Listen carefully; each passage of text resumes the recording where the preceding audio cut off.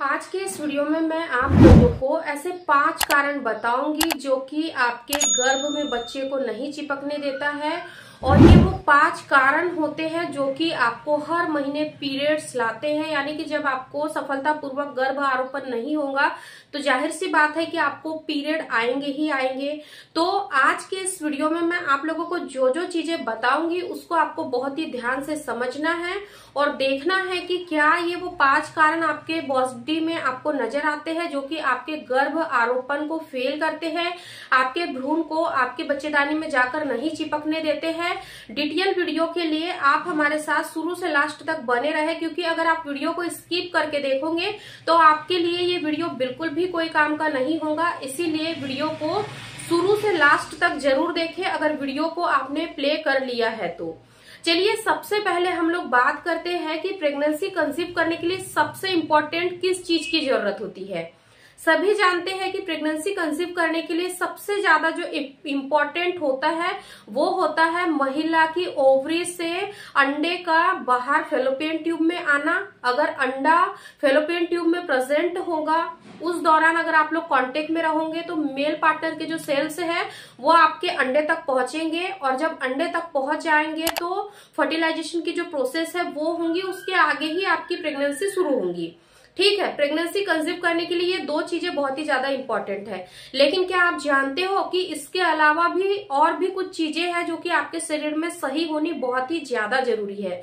जो सबसे पहला पॉइंट यहाँ आता है वो आता है आपकी एंडोमेट्रियम की थिकनेस।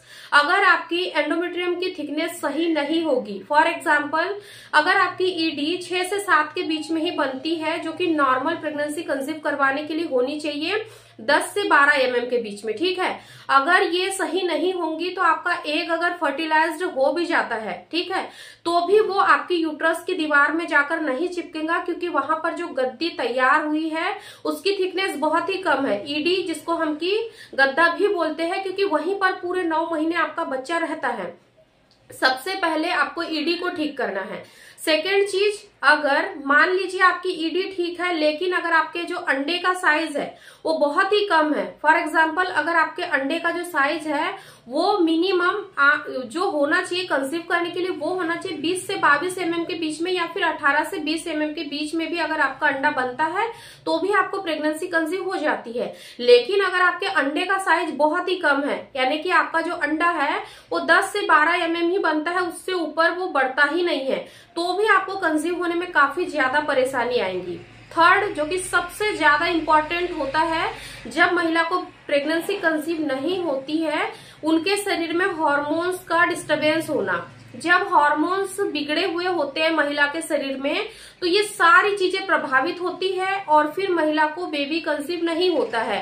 तो सबसे पहले तो आपको ये चीज देखना है कि आपकी ईडी कितनी है। आपको कैसे पता चलेगा कि आपके एंडोमेट्रियम की लाइनिंग सही है या नहीं है, तो इसके लिए फॉलिकल मॉनिटरी होती है। इस पे डिटेल वीडियो चैनल पे बना हुआ है, मैं डिस्क्रिप्शन में लिंक लगा दूंगी, आई बटन पे भी लगा दूंगी, तो आप इस वीडियो को देखने के बाद में जरूर चेकआउट करें, आपको सारी जानकारी वहां मिल जाएगी। सेकेंड, अंडा सही से बन रहा है या नहीं ये भी आपको फॉलिकल मॉनिटरी में ही देखने को मिलेगा। और थर्ड चीज कि हार्मोन्स आपके शरीर में गड़बड़ है या नहीं है आपको कैसे पता चलेगा। इसके लिए आपको कोई भी टेस्ट करवाने की जरूरत नहीं है, जो चीजें मैं आप लोगों को बताऊंगी उस पर ध्यान दीजिए। अगर आपके शरीर के हार्मोन्स गड़बड़ है तो कुछ सिम्टम्स आपकी बॉडी अपेयर करती है, अगर आप उन पर ध्यान दोगे तो आप बहुत ही आसानी से पता लगा लोगे कि हाँ मेरे बॉडी के हार्मोन्स गड़बड़ है। सबसे पहला लक्षण मूड स्विंग होना। जनरली देखा जाता है प्रेगनेंसी जब कंसीव होती है तब महिलाओं को मूड स्विंग की समस्या रहती है, लेकिन जब महिलाओं के शरीर में हार्मोन्स की गड़बड़ी होती है तब भी महिलाओं का मूड काफी ज्यादा सैड रहता है, बहुत ही ज्यादा चिड़चिड़ा सा रहता है, वो अपने आप को बहुत ही अकेला महसूस कर रही होती है, बात बात पर उनको गुस्सा आती है, बेवजह ही वो किसी पर भी भड़क जाती है। Second, over stress. Over thinking.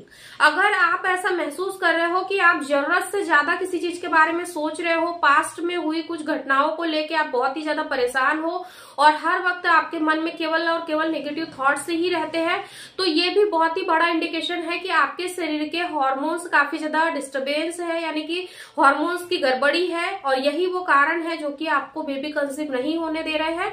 तो आपको इन सारी चीजों को ठीक करना है। कैसे ठीक करना है?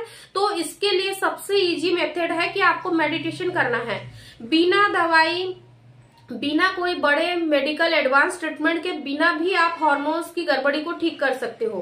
केवल आपको अपनी दिनचर्या को ठीक करना है। नॉर्मल रूटीन में आपको जो भी वर्कआउट आप घर में करते होंगे, नॉर्मल दिनों में जो भी आपकी फिजिकल एक्टिविटी रहती होंगी, उससे हटकर आपको अपने लिए कम से कम 1 से 2 घंटे का समय निकालना है। सुबह के समय आपको डेली मेडिटेशन करना है। कपालभाति, अनुलोम विलोम प्राणायाम डेली बेसिस पर करिए।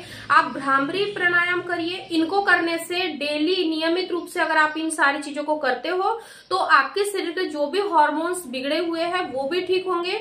जब हार्मोन्स की गड़बड़ी सही हो जाएंगी तो धीरे धीरे ये जो चीजें हैं वो नेचुरली ही ठीक होंगी और आप भी जल्दी से जल्दी माँ बन पाओगे। इसीलिए इन सारी चीजों को आप लोग जरूर फॉलो करें। अगर आप लोगों को भी लग रहा है कि मेरे शरीर में इतनी सारी प्रॉब्लम है, मैं कैसे कंसीव करूंगी, तो आपको सबसे पहले उन सारी चीजों को ठीक करना है। उसके बाद ही आगे का नेक्स्ट स्टेप आपको लेना है, तभी आप बेबी कंसीव कर पाओगे।